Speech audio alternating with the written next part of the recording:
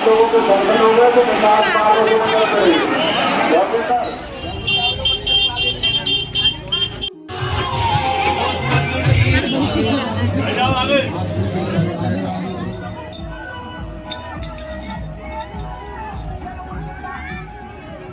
हाथ जोड़ ले।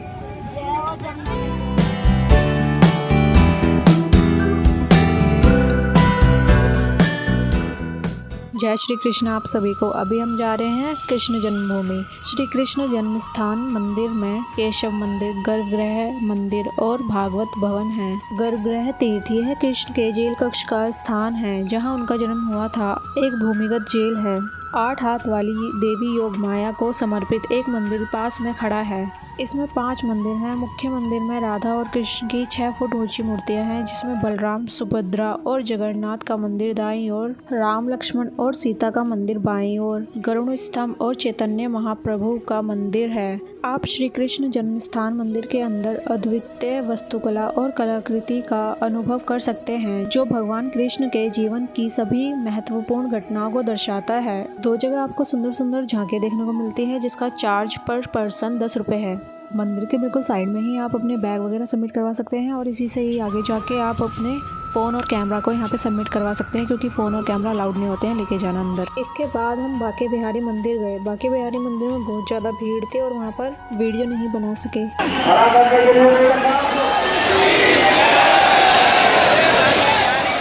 वहाँ से हम निधिवन गए, जहाँ पहले हमने होटल लिया। होटल का किराया 3 लोगों के लिए 450 रुपये था और पर पर्सन के हिसाब से 150 रुपये बढ़ते जाते हैं। निधिवन के बिल्कुल सामने वाली गली है जिसमें यह धर्मशाला है। धर्मशाला का नाम अग्रवाल धर्मशाला है।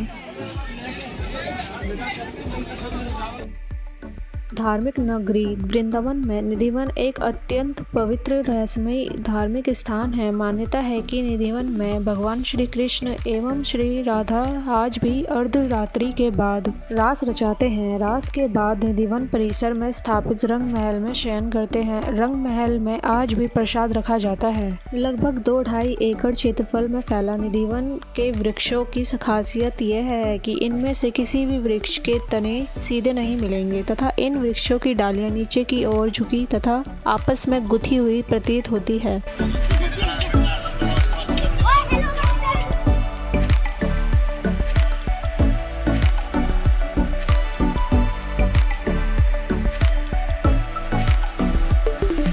निधिवन दर्शन के दौरान वृंदावन के पांडे पुजारी गाइड द्वारा निधिवन के बारे में जो जानकारी दी जाती है, उसके अनुसार निधिवन में प्रतिदिन रात में होने वाली श्री कृष्ण की रासलीला को देखने वाला अंधा, गूंगा, बहरा और पागल हो जाता है ताकि वह इस रासलीला के बारे में किसी को ना बता सके। कई लोग ये भी बोलते हैं कि जो आपस में गुथे हुए वृक्ष आप देख रहे हैं, वही रात में श्री कृष्ण की 16,000 रानियां बनकर उनके साथ रास रचाती हैं। परिसर के ही रंग महल में विश्राम करते हैं। सुबह 5:30 बजे रंग महल का पट खुलने पर उनके लिए रखी दातून गीली मिलती है।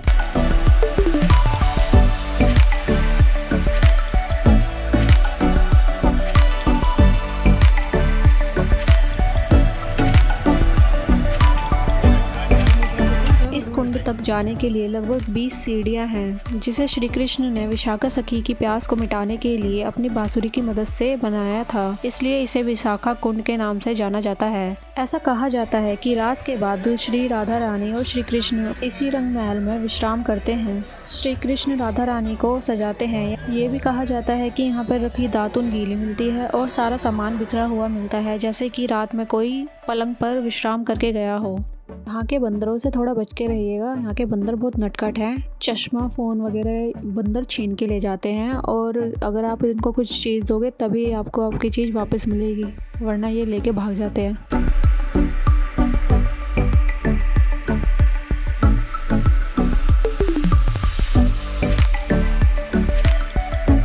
ये रास मंडल है। कहा जाता है कि श्री कृष्ण श्रृंगार करके यहीं पर आके रास लीला करते थे।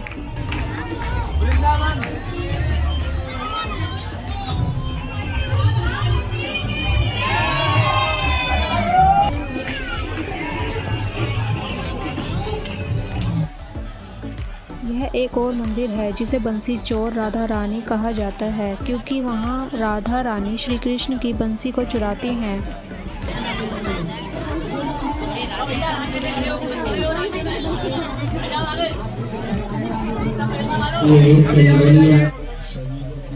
यह दुनिया का एकमात्र मंदिर है जहाँ राधा रानी बांसुरी बजा रही हैं।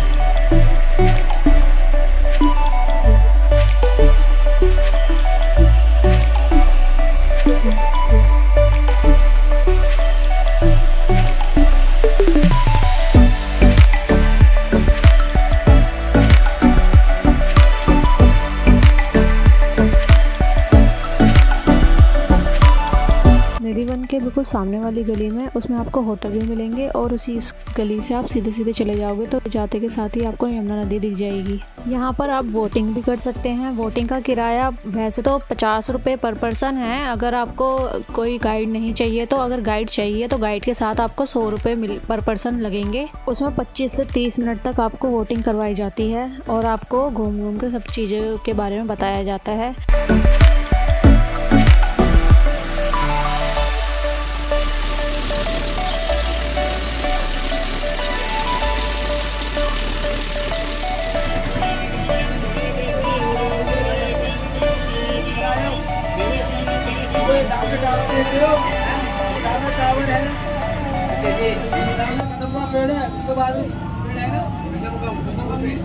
इस जगह के बारे में गाइड ने हमें कुछ जानकारी दी। चलिए आइए आप भी सुन लीजिए। तो कालीनाथ का मंदिर है, उसके पास में पेड़ है, वो है कदम का पेड़। तो भगवान ने गोपियों का चीर चुराया था, इसे बोलते चीर घाट। भगवान गोपियों से मना करते थे, यमुना जी में नंगी स्नान नहीं करते। क्यों? सूर्य की पुत्री है ये, शनि की यमराज की बहन है, कृष्ण की पटरानी है, पटरानी है ये। सबसे पहले चरण भगवान का यमुना नहीं छुआ।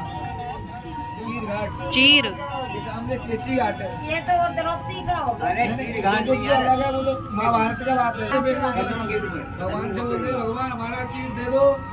भगवान बोलते थे उनको तुम बाल निकल के आओ। भगवान से गुरु बोलते हमारा लाज जाएगा, बाल निकल के आएंगे। तो भगवान ने इसलिए उनको शराब दिया था कि आप आज के बाद यमुना जी में नदी स्नान नहीं करते, इसलिए उनको चीरघाट सामने केसी घाट। तो ये वही यमुना जी है। हाँ जी, जहाँ कंस का भाई रहता था केसी दानव, भगवान गोकुल से गाय चराने आते थे। उधर में देखो, उधर उस पार में बेल वन है, पांडरी वन है, माट वन है, काल वन है। भगवान गोकुल से गाय चराने आते थे। इसमें जो केसी दानव रहता था उधर वहाँ से के रूप में रहना है। यहाँ पर किसी ने भगवान की गाय को एक एक करके खाया था तो केसी दानव, इसलिए भगवान ने उसको मारा नहीं था। उसको कह रहा था गोपी घाट, जो आज भी भगवान निधन के अंदर में 108 गोपियों के साथ में महाराज करने आते थे, आज भी आते ये हकीकत ही है। तो शंकर भगवान आए थे कैलाश पर्वत में से महाराज देखने के लिए, उनको अंदर नहीं जाने दिया। वो पुरुष थे, उनको अंदर नहीं दिया। उन्होंने बोला जो उसकी निधन की पहरेदार थी ललिता वैशाखा, उनको अंदर नहीं जाने दिया, क्यों? वो पुरुष थे। इसलिए भगवान से बोले तुमको यमुना जी के पास में जाना है। यमुना जी से बोलो कि मेरे को निधन के अंदर में महाराज देखना है। भगवान शंकर भगवान आए थे इनके पास में, यमुना जी से हाथ जोड़ के बोले थे मेरे को निधन के अंदर में महाराज देखना है। यमुना जी ने बोला आधा तुमको नर का आधा नारी का रूप धारण करना पड़ेगा। तो बोलते ना गोपेश्वर महादेव, यहाँ पर भगवान ने आधा नर का आधा नारी का रूप धारण किया, आधा नारी बोलती है, वो ये जगह है। आप उधर होकर घूम के आओगे तो 1 किलोमीटर पड़ेगा। इधर उनसी बट पेड़ है जो भगवान बंसी बजा रहे थे, उसके पेड़ के ऊपर बैठे। अच्छा ये है अंदर है बंसी बट, एंट्री वन है जो पेड़ में से आज भी आवाज आ रही है। नाग से बोल का लीला किया था कदम के पेड़ के पास में, भैया रोती रोती आई गोकुल से। नहीं खाली देखा है, खाली देखो उधर में ही, यहाँ से हम तुम बैठ के आए हैं ना, उससे 1 किलोमीटर आगे जो बांके बिहारी है ना, तो बिया भी बोला जाता, बिया भी पार्किंग, वो है काली असली। तो चम्बल में, चम्बल में ऐसी ऐसी फिल्म थी पहले। देखो ट्रक बस आप मथुरा बोले मंदिर नहीं मिलेगा, एक लक्ष्मी जी मंदिर। नौका सवारी के समय मेरे गाइड ने मुझे इस पवित्र नदी पर आयोजित किए जाने वाले इस अनोखे अनुष्ठान की जानकारी दी और मेरा सौभाग्य देखिए, नाविक ने जानकारी दी कि उस दिन भी कुछ चुनरी मनोरथ अनुष्ठान नियोजित थे। मनोरथ का अर्थ है मनोकामना अथवा इच्छा। चुनरी का अर्थ आप जानते ही हैं, जो भारतीय परिधान का एक अभिन्न अंग है। चुनरी मनोरथ में यमुना जी को चुनरी अर्पित की जाती है। उन्हें पावन मथुरा की देवी माना जाता है। परिवारजन उन्हें अर्पित करने के लिए अत्यंत लंबी साड़ी लाते हैं, जिसे वे कई साड़ियों को जोड़कर बनाते हैं। अधिकतर 101 साड़ियों को आपस में सिलकर यह साड़ी तैयार की जाती है। कभी कभी तो भक्तगण 400 साड़ियों तक को जोड़कर ये लंबी साड़ी तैयार करते हैं। इस लंबी साड़ी के एक छोर को इसी तट पर रखकर साड़ी को अनेक नौकाओं द्वारा पावन नदी के उस पार तक ले जाते हैं। जब साड़ी का दूसरा छोर नदी पार कर दूसरे किनारे तक पहुंचता है तो ऐसा प्रतीत होता है मानो नदी ने चुनरी ओढ़ ली हो। साधारण तौर पर यह परिवारजनों द्वारा किसी विशेष प्रयोजन में आयोजित किया जाता है अथवा किसी मनोकामना के पूर्ण होने पर कृतज्ञता व्यक्त करने के लिए आयोजित किया जाता है।